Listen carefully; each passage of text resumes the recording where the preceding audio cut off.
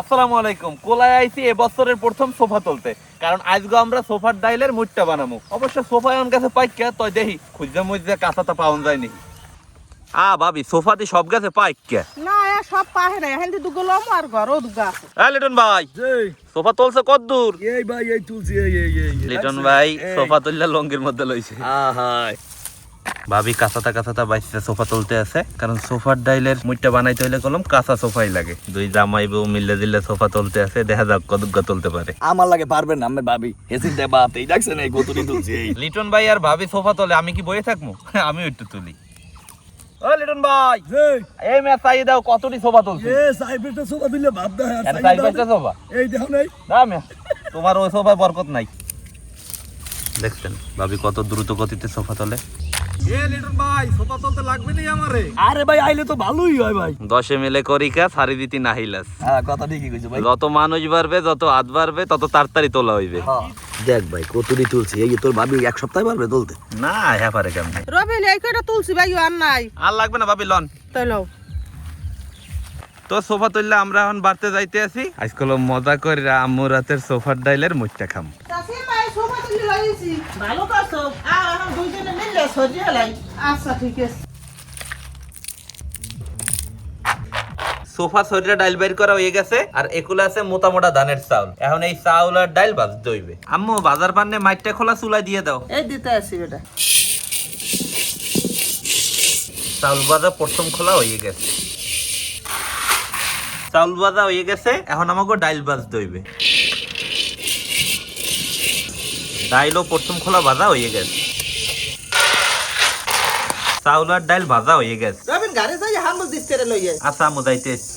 ওরে আল্লাহ এত জনের হাম্বল দিতে নেওয়া আমার কাম।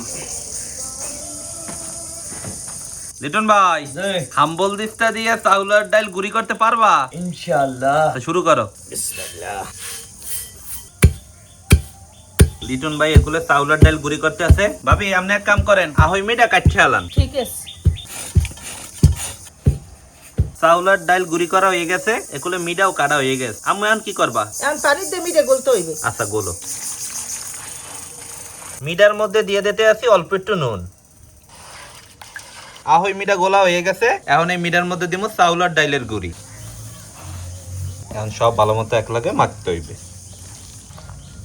রবিন চাউলের ডাইলের গুড়ি মিটেতে মা হয়ে গেছে এখন মুট্টে বানামু। আচ্ছা বানাও আম্মু।